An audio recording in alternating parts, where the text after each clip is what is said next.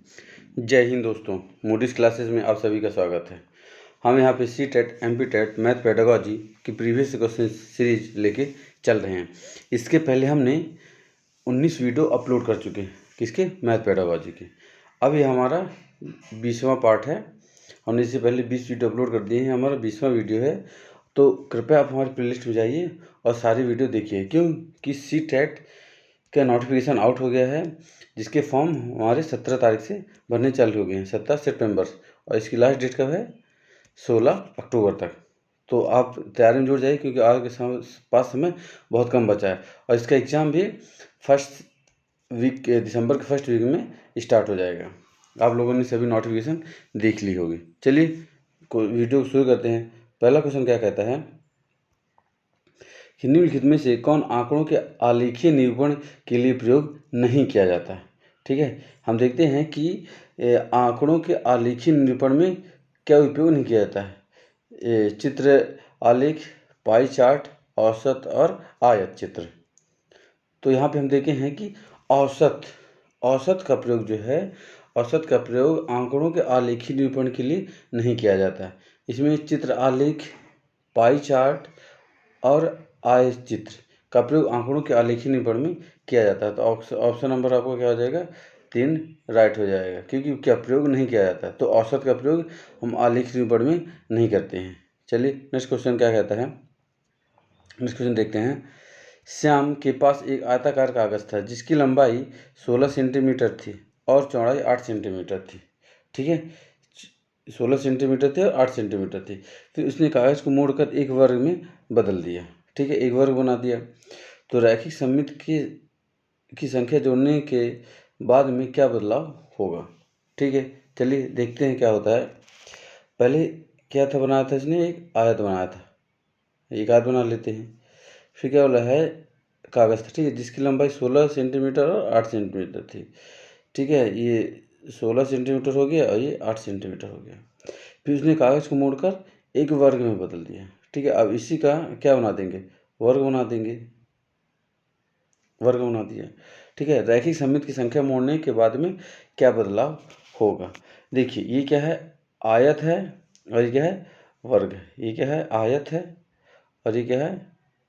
वर्ग है। ठीक है, तो इसमें क्या है कि आयत की रैखिक सममित संख्या कितनी है? 2 है। कितनी रैखिक सममित संख्या? देखिए 1 और 2, एक हॉरिजॉन्टल और एक वर्टिकल। ठीक है, यहाँ पे हम देखते हैं, यहाँ पे वर्ग हटा देते हैं जो लिखा हुआ है आयत। ठीक, अब समझ में आएगा। सममित रेखा आयत में कितनी है? ये देखिए, इसको 2 सममित रेखाएं हैं, 2 बराबर भागों में बांटते हैं, लेकिन वही आयत में कितने वर्ग में कितनी हो जाएंगी? 1, 2, 3, 4। ठीक है, तो इसमें क्या कह रहा है क्वेश्चन कि इसमें बोल रहा है कि रैखिक सममित की संख्या मोड़ने के बाद में क्या बदलाव होगा। देखिए, इसमें कितनी सममित रेखाएं थी? 2 थी, लेकिन जब इसी को हम क्या बना दिए? वर्ग बना दिए, तो इसमें कितनी हो गई? कितनी हो गई? 4 हो गई। मतलब कितनी रैखिक सममित संख्या कितनी बढ़ गई? 2 बढ़ गई।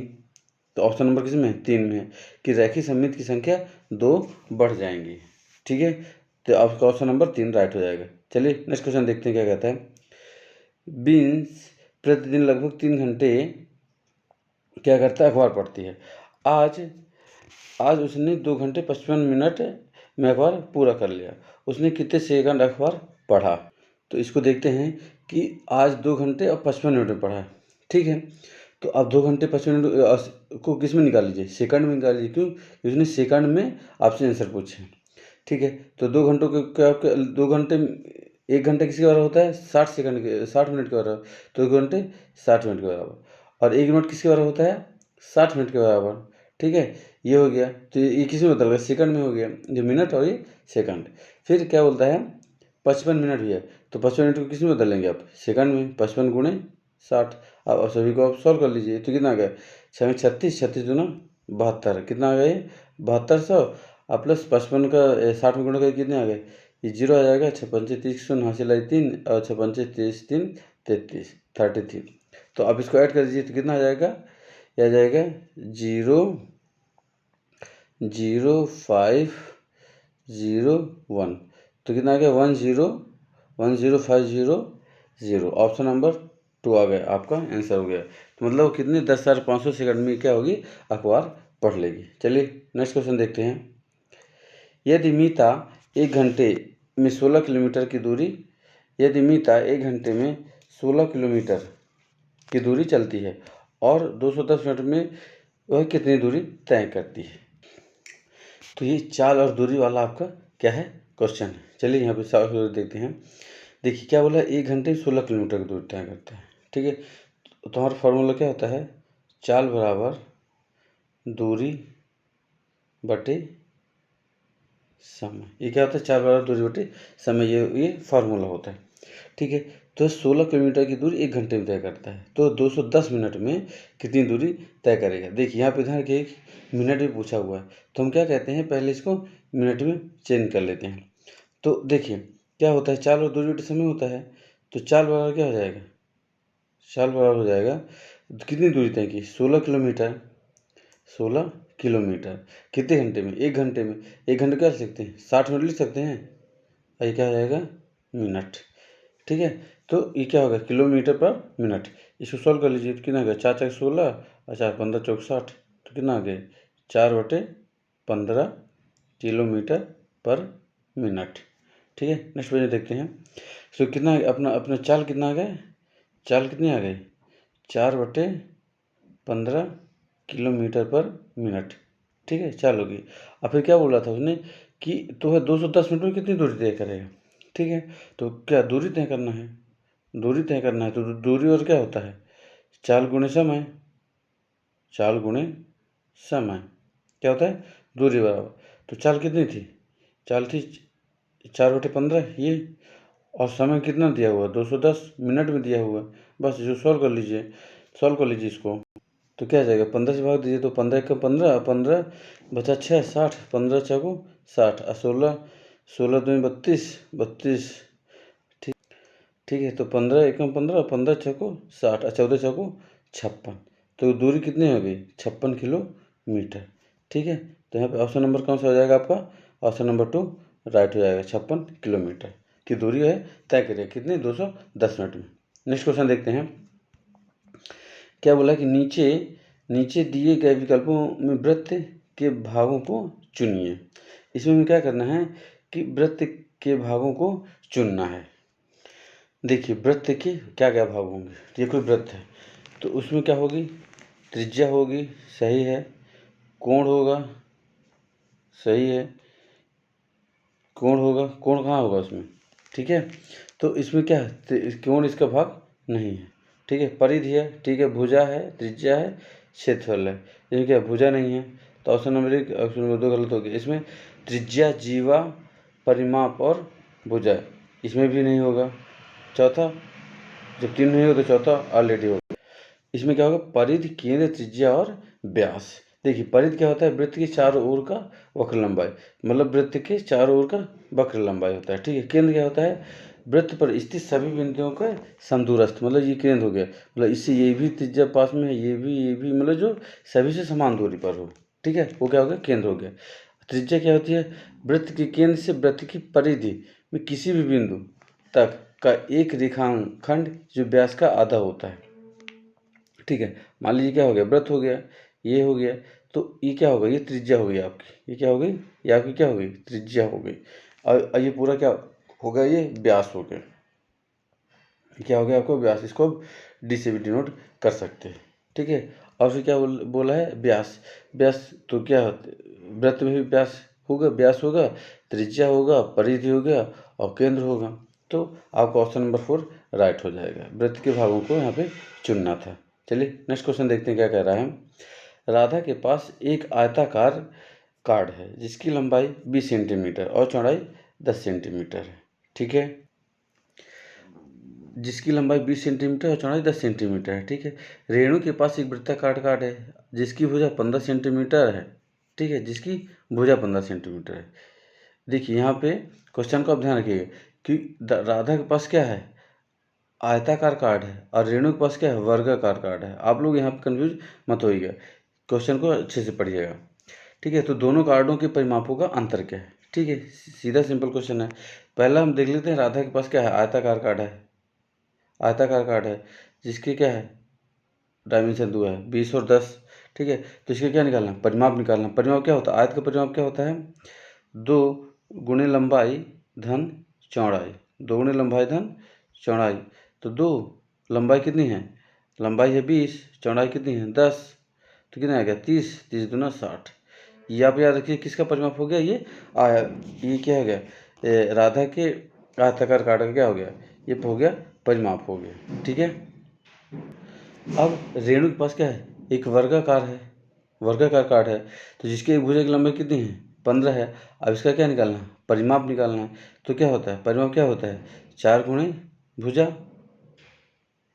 तो 4 गुणे भुजा कितना है 15, 15 चौको 60 हो गया। तो क्या हुआ था, आप यहाँ पे देखिए कि आयताकार कार्ड का परिमाप कितना था 60 था, 60 था ना, और वृत्ताकार कार्ड का भी वृत्ताकार कार्ड का भी परिमाप कितना है 60 है। तो परिमापों का अंतर कितना होगा इसमें, 0 होगा। ऑप्शन नंबर आपको क्या हो जाएगा 1 राइट हो गया। 60 माइनस 60 कितना आ जाएगा 0। चलिए नेक्स्ट क्वेश्चन देखते हैं क्या कहता है, 10 minus 10 plus 10 minus 10 plus 10 minus 10 का मान क्या होगा यदि पदों की संख्या सम है। देखिए यहाँ पे अगर क्या बोला है कि यदि पदों की संख्या सम है, क्या है सम है। देखिए यहाँ पे सम है तो कैसे सॉल्व होगा ये, तो पहले हम ले लेते हैं 10 माइनस 10 एक ले लिए, plus 10 minus 10 plus 10 minus 10 plus ऐसे 10 10 का क्या होगा प्लस 10 माइनस 10। तो क्या सम होगी, मतलब 2 4 6 8 आएगा, तो कितना आ जाएगा, ये 0 हो गया, ये 0 हो गया, ये 0 हो गया, 0 0 0 ऐसे होता है 10 माइनस 10 0, 10 माइनस 10 0, 10 माइनस 10 0। तो क्या आ जाएगा, ऑप्शन नंबर 3 आपका राइट हो जाएगा। अगर ये विषम होता तो इसमें कुछ संभावना हो भी सकती थी, लेकिन यहाँ पे विषम में भी संभावना कम होती है, क्योंकि 10 माइनस 10 जब दिया हुआ है तो सम हो या विषम हो दोनों में ही 0 प्राप्त होगा। चलिए क्योंकि विषम में भी संभावना हो जाती, क्यों, क्योंकि अलग अलग देता है, तो या तो प्लस 10 आ जाता या तो माइनस 10 आ जाता। ठीक है, अगर क्या होता विषम संख्या में क्या होता है, लेकिन इसमें क्या बोला है सम संख्या में पूछा है, तो सम संख्या में क्या होगा, इनके पदों का योग क्या हो जाएगा 0 हो जाएगा। चलिए नेक्स्ट क्वेश्चन देखते हैं क्या कहता है, रुशदा और रेखा की चोटियों की लंबाई 1 मीटर का क्रमशः 4/5वां और 5/7वां भाग है। ठीक है, दोनों की चोटियों का योग क्या है, चलिए देखते हैं। हमको क्या करना है इसमें, सीधा सिंपल कुछ नहीं करना है, 4/5 और 5/7 को क्या करना है, दोनों को क्या जो कर देना है, दोनों को योग कर देना है।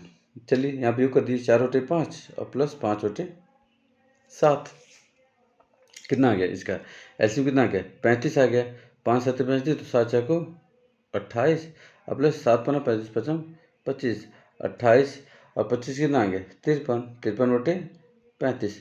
और इसको इस मिश्र भिन्न में ला लीजिए, तो 35 से कम 35, तो एक सही और कितना बचा 18 बचा, 1 से 18/35। आपका ऑप्शन नंबर 2 राइट हो गया। चलिए नेक्स्ट क्वेश्चन देखते हैं क्या कहता है, कार्तिक रात में 10 बजे सोकर सुबह 6 बजे उठता है, वह दिन का 1/8 भाग खेलने और 1/6 भाग पढ़ने में व्यतीत करता है, वह दिन का कितना भाग अन्य गतिविधियों में व्यतीत करता है।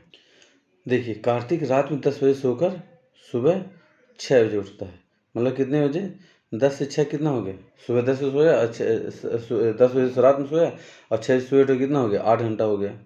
ठीक है, ये हो गया। वह दिन का मतलब दिन में मान लीजिए टोटल कितना है 24 घंटे होते हैं। ठीक है, वह दिन का 1/8 भाग खेलने में और 1/6 भाग पढ़ने में। ठीक है, तो 24 का 1/8 कितना हो गया, 24 का 1/8 कितना हो गया, सॉरी 24 का 1/8 कितना हो गया 8 त्रिक 24।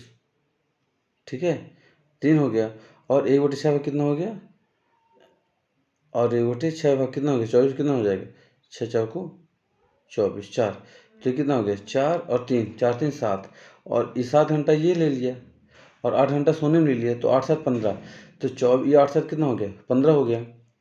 टोटल कितना था 24 घंटे में 15 घंटे तो ले लिया किसमें, सोने में और अन्य गतिविधियों में, तो कितने घंटे बचा उसका और टोटल कितने बचा, 9 घंटे बचा।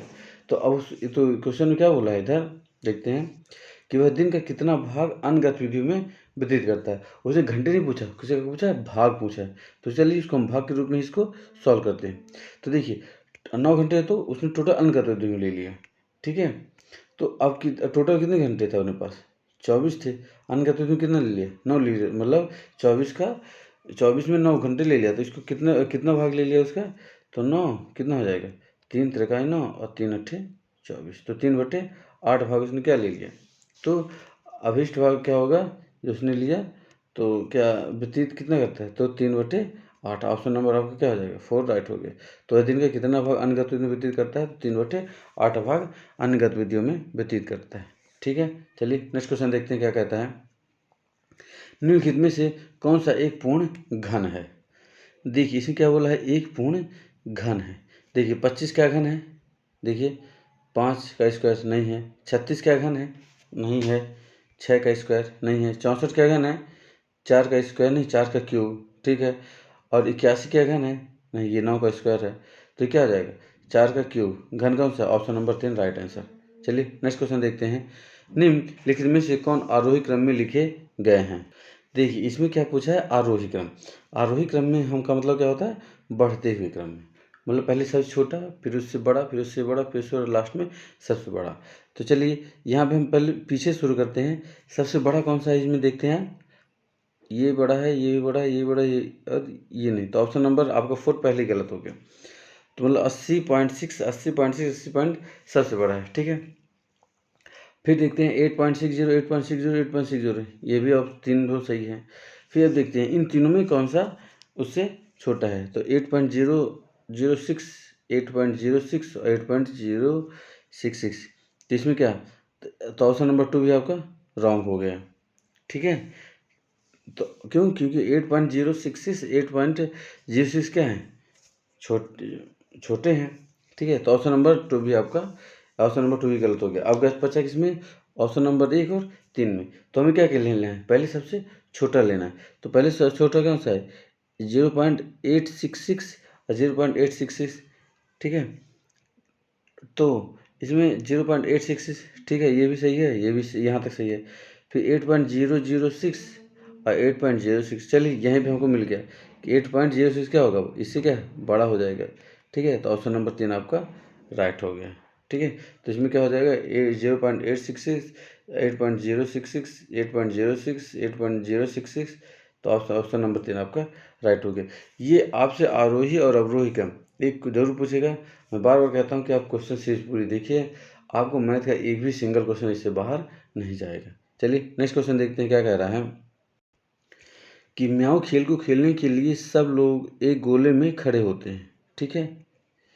ये होते हैं, एक खिलाड़ी बोलता है, एक अगला खिलाड़ी कहता है, 2 और ऐसे ही खिलाड़ी चलता रहता है, ठीक है। जिस खिलाड़ी को 7 या फिर 7 से भाग देने वाली संख्या बोलनी है, वह संख्या की जगह म्याऊं कहता है, ठीक है। मतलब जो संख्या 7 से डिवाइड होगी, वह जो खिलाड़ी है वो क्या बोलेगा, म्याऊं बोलेगा। जैसे में 7 14 21 है ना, 28 संख्या में जो खड़ा रहेगा वो क्या बोलेगा, उस संख्या की जगह संख्या ना बोल के म्याऊं बोलेगा, ठीक है। समझ गए। जो म्याऊं कहना भूल जाएगा वह खेल से बाहर हो जाएगा, ठीक है। मान लो 15 लोग खड़े हैं और जो 7 से डिवाइड होने वाली संख्या को उसको बोलना है, जैसे 7 आ गए, 7वें नंबर खिलाड़ी क्या बोलना है, 7 बोलना है। लेकिन 7 की जगह उसको क्या बोलना है, म्याऊं बोलना है, 7 नहीं बोलना है। लेकिन वो कहना भूल गया म्याऊं, तो उसको ख्याल से बाहर कर देना, बाहर हो जाएगा। तो अंत में म्याऊं बोलने वाला खिलाड़ी जीत जाएगा। मतलब ऐसे ऐसे करते करते क्या, कोई ना कोई तो होगा, जब तक म्याऊं बोलेगा तब तक खेल चलता रहेगा। जो भूल जाएगा वो बाहर हो जाएगा और लास्ट में भी बचेगा जो म्याऊं कहना नहीं भूलेगा, ठीक है। विजेता बनने के लिए निम्न में से किस समूह की संख्या आने पर म्याऊं बोलना होगा, ठीक है। विजेता बनने के लिए निम्न में से किस समूह की संख्या आने पर म्याऊं बोलना हो गया। देखिए चूंकि इसमें क्या बोला गया है कि 7 या 7 से भाग होने वाली संख्या बोलनी होगी, जो विजेता होगा वह अंत में म्याऊं कहेगा, ठीक है। तो यहाँ पे देखिए क्या होता है, जो 7 से डिवाइड होगी, देखिए यहाँ पे क्या है, 154 डिवाइड हो रहा है, बिल्कुल हो रहा है। 7 दूना 14, 7 दूना 14। 192 डिवाइड हो रहा है क्या, नहीं हो रहा। क्योंकि देखिए 7 दूनी 14 और कितना बचा 5, 7 8 56, नहीं हो रहा। ठीक है। फिर तो ये ऑप्शन नंबर 1 आपका गलत हो गया। मतलब इसमें सीधा सिंपल क्या करना है कि जितनी भी संख्या दी है आप 7 से भाग दे के देख लीजिए, और जिस भी ऑप्शन में 7 का भाग चला जाएगा वही आपका राइट आंसर हो जाएगा। ऑप्शन नंबर 2 में देखते हैं, 7 दूनी 14, 7 एक ये चला गया। 210 भी 7 से चला गया, लेकिन 187 जाता है क्या? 7 दूनी 14, ये नहीं जा रहा, तो ऑप्शन नंबर 2 भी आपका रॉन्ग हो गया। ऑप्शन नंबर 3 देखते हैं, 7 एक 7, 7 नहीं 63, ये चला गया, ये भी चला गया, और 7 दूनी 14, और ये भी चला गया, 203 भी डिवाइड हो गया 7 से। ठीक है, तो ऑप्शन नंबर 3 आपका राइट हो गया। इसमें सीधा सिंपल कुछ नहीं, क्वेश्चन को पढ़ना है और समझना है। इसमें 7 से जो भी डिवाइड हो जाएगा उसके भाग देके उस क्वेश्चन को सॉल्व कर लेना है। चलिए नेक्स्ट क्वेश्चन देखते हैं क्या कहता है। बोला कि निम्नलिखित में से कौन सा 1 और 6 दशांश के बराबर है। देखिए 1 का मतलब क्या हो गया, 1, और 6 दशांश का मतलब क्या हो गया, सॉरी 6 दशांश मतलब हो गया 6/10 के बराबर है। अब दोनों को ऐड कर दीजिए तो कितना आ जाएगा, ये 1 प्लस 6/10 को ऐड कर लीजिए, कितना आ जाएगा, 1 प्लस 1 प्लस 6/10, 10 का एलसीएम ले लीजिए तो 10 आ गया, 1 10, 10 और प्लस 6 कितना आ गया, 16/10, मतलब कितना आ गया, 1/6, 1/6 क्या, ऑप्शन नंबर 2 आपका राइट आंसर है। ठीक है, आप यहाँ क्वेश्चन से क्वेश्चन समझना है कि 6 दशांश किसको बोलते हैं, मतलब 6/10 को। चलिए नेक्स्ट क्वेश्चन देखते हैं क्या कहता है। विभिन्न गांव में किसानों की एक दिन की मजदूरी नीचे दी गई है। इतनी ये गांव है और इसका मजदूरी इतना इतना दिया गया है। ए गाँव की 185, बी की 125, सी की 93 और डी की 87। तो ये क्वेश्चन मैं आपको होमवर्क के लिए दे रहा हूँ, तो ये क्वेश्चन आप सॉल्व करिए और हमें कमेंट बॉक्स में इसका आंसर दीजिए। तो आप ये हमको क्वेश्चन बताइएगा, और आपसे नहीं बनेगा तो कमेंट बॉक्स में बताइए, इसको नेक्स्ट वीडियो में आपको इस क्वेश्चन को बताऊँगा। चलिए नेक्स्ट क्वेश्चन देखते हैं क्या कहता है। गणित में अवधारणाओं की प्रकृति के बारे में निम्नलिखित में से कौन सा सही नहीं है। इसमें पूछा है कौन सा सही नहीं है। ठीक है, इसमें आपको ध्यान रखना है कि जब से आपको थ्योरेटिकल वाला क्वेश्चन पूछेगा तो नहीं वाले क्वेश्चन ज़्यादा पूछा है। तो गणित की अवधारणाओं की प्रकृति के बारे में कौन सा सही नहीं है। पहले क्या बोलता है, गणित अवधारणाओं की प्रकृति अमूर्त है, ये सही है, बिल्कुल सही है। दूसरा क्या बोलता है, गणित में अवधारणाएं रैखिक रूप में व्यवस्थित होती हैं, अवधारणा रैखिक रूप में व्यवस्थित होती हैं, बिल्कुल गलत, इसमें सिर्फ रैखिक रूप में व्यवस्थित नहीं होती। तीसरा बोल रहा है गणित अवधारणा प्रकृति में तर्कसंगत होती हैं, बिल्कुल तर्कसंगत होती हैं अवधारणाएं जो भी होती हैं। चौथा बोलता है गणित में अवधारणाएं निगमित विवेक तर्कना पर आधारित होती हैं, बिल्कुल सही। तो ऑप्शन नंबर 2 आपको क्या हो जाएगा, मतलब कौन सा सही नहीं है, तो ऑप्शन हो जाएगा ऑप्शन नंबर 1 आपका राइट आंसर हो जाएगा। चलिए नेक्स्ट क्वेश्चन देखते हैं। इसमें क्या पूछा है कि निम्नलिखित में से किसका नाम एक ज्यामितीय सिद्धांत के विकास से संबंधित है जो कि बच्चों के ज्यामितीय तर्क के विभिन्न स्तरों को वर्णित करता है। मैंने आपको बार बार बताया है कि ये भी जब भी ज्यामितीय तर्क से रिलेटेड कुछ भी पूछेगा वो किसका सिद्धांत होगा, वैन हेले का सिद्धांत होता है। वैन हेले कितने स्तर हैं, 5, 0, 1, 2, 3 और 4, और सभी को मैंने इसको लगभग आपको हर वीडियो में क्वेश्चन इसका बताया हुआ है, इसलिए आप वीडियो की पूरी सीरीज देखिए, तभी आपको क्या सारी चीज़ें अच्छे से समझ में आएगी। तो ऑप्शन नंबर 1 आपका राइट होगा। चलिए नेक्स्ट क्वेश्चन देखते हैं। इसमें क्या बोला है, राष्ट्रीय पाठ्यचर्या रूपरेखा 2005 के अनुसार गणित के पाठ्यक्रम का निम्नलिखित में से कौन सा एक महत्वपूर्ण उद्देश्य है। ठीक है, जब भी राष्ट्रीय पाठ्यचर्या 2005 था उसका मुख्य उद्देश्य क्या था। पहला बोला है गणित मात्र अंक गणित है, ये ऑप्शन गलत हो गया। जहाँ मात्र केवल ऐसे शब्दों का उपयोग गणित में हो जाए तो वो पे अधिकतर आपके क्वेश्चन गलत ही होंगे। ठीक है, दूसरा क्या बोला है, प्राथमिक कक्षाओं में औपचारिक कलम विधि पढ़ाने पर बल दिया चाहिए। देखिए सिर्फ किसी एक विधि पर बल देना सही नहीं है, आप किसी एक विधि को पढ़ा के बच्चों को उनका संज्ञान विकास और उनकी तर्क शक्ति को नहीं बढ़ा सकते हैं। ठीक है, तीसरा क्या बोला है, दैनिक जीवन के उदाहरणों की सहायता से गणित को प्रासंगिक बनाया जाना चाहिए, ये बिल्कुल सही है कि आप जब भी गणित को प्रासंगिक बनाना चाहेंगे तो उसके लिए क्या हमको दैनिक जीवन के उदाहरणों को देना अति आवश्यक है। जैसे कैसे, जैसे समोसे आकृति कैसे होती है, त्रिभुजाकार होती है, तो बच्चा क्या है समोसा को अपने दैनिक जीवन में क्या देखता रहता है, खाता है, तो उसको क्या उसके मन में वो चित्रण होगा। ठीक है, चौथे क्या बोलता है, प्राथमिक स्तर पर केवल गणित खेलों और क्रियाकलापों पर बल दिया जाना चाहिए, ये भी केवल और गणित क्रियाकलाप बोलना चाहिए, ये भी ऑप्शन आपका गलत हो गया। तो ऑप्शन नंबर 3 आपका राइट हो गया। चलिए नेक्स्ट क्वेश्चन देखते हैं। बोला है निम्नलिखित में से कौन सा गणित शिक्षण के अधिगमन से संबंधित उपागम नहीं है। इसमें क्या बोला है, उपागम नहीं है। देखिए इसमें देखते हैं अगनात्मक और निगमात्मक बिल्कुल सही है। ये वैन हेले का ज्यामितीय तर्क का है। समस्या समाधान ये भी है। विश्लेषण और संश्लेषण ये भी वैन हेले ने बताया है क्या, अधिगमन के रूप में। ठीक है, इसमें क्या बोला है कि अधिगमन से संबंधित उपागम नहीं, कौन सा, ड्रिल और अभ्यास। ये क्या होता है कि ड्रिल और अभ्यास रक्षा अधिगमन से संबंधित उपागम है, ना कि गणित शिक्षण अधिगमन से। ठीक है, जो ड्रिल और अभ्यास है हमको क्या फौज पुलिस में देखने को मिलती है, तो किससे संबंधित जाएंगे, ये रक्षा से संबंधित जाएंगे, ना कि गणित से। ये रक्षा अधिगमन से संबंधित होगी, ना कि गणित अधिगमन से। चलिए नेक्स्ट क्वेश्चन देखते हैं। ये हमारा सेकंड लास्ट क्वेश्चन है, इसके बाद ये लास्ट क्वेश्चन बचेगा। इसमें क्या बोल रहा है, बोला है निम्नलिखित में से किसको रचनात्मक आंकलन में सम्मिलित नहीं किया जा सकता है। रचनात्मक आंकलन में सम्मिलित नहीं किया जा सकता है।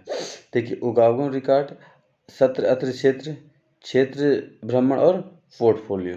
इसमें सत्र अत्र परीक्षा जो है को कभी भी रचनात्मक कार्यों में अभिव्यक्त नहीं किया जा सकता है। क्यों, ये केवल मानसिक क्षमताओं द्वारा व्यक्त की जा सकती है। जो सत्र अत्र परीक्षा है वो रचनात्मक आंकलन नहीं, सिर्फ ये मानसिक क्षमताओं द्वारा, ये क्या होती है, सिर्फ मानसिक क्षमताओं द्वारा व्यक्त किया जा सकता है। ठीक है, तो आपको ऑप्शन नंबर 2 राइट आंसर होगा। इसमें सम्मिलित नहीं किया जाएगा, इसमें रचनात्मक आंकलन में सम्मिलित नहीं किया जाएगा। चलिए नेक्स्ट क्वेश्चन देखते हैं। इसमें एक शिक्षक कहता है शिक्षक के लिए कक्षा में भिन्न का परिचय देने के लिए, यहाँ पे आप समझिए क्वेश्चन, किसका परिचय देना है, भिन्न का परिचय देने के लिए निम्नलिखित में से कौन सा सबसे सर्वाधिक उपयुक्त उदाहरण होगा। ठीक है, इसमें 4 ऑप्शनों में ऐसा कौन सा उदाहरण दे कि बच्चे उसके बातों को समझ जाएं। देखिए पहला क्या बोलता है कि पानी से पूर्ण भरे एक गिलास से 1/3 गिलास पानी पी लेने पर कितना पानी बचेगा। ठीक है, ये हो गया पहला। दूसरा है 1/2 का अर्थ क्या होगा। तीसरा बोलता है आप एक सेव को 4 दोस्तों में समान रूप से कैसे बांटेंगे। ठीक है, ये भी उपयुक्त। देखिए अभी तक क्या है उसमें क्या बोला है कि किसका उपयोग सर्वाधिक उपयुक्त है। देखिए ये तो तीनों तो भिन्नों के बारे में भी बता रहे हैं। और चौथा क्या बोल रहा है, यदि किसी व्यक्ति को एक कार्य को पूरा करने में 10 दिन लगते हैं तो एक कार्य को कितना पूरा करें, तो एक दिन में कितना कार्य पूरा होगा। देखिए चारों ऑप्शन अपनी जगह सही हैं, ये सभी भिन्नों को दर्शाते हैं।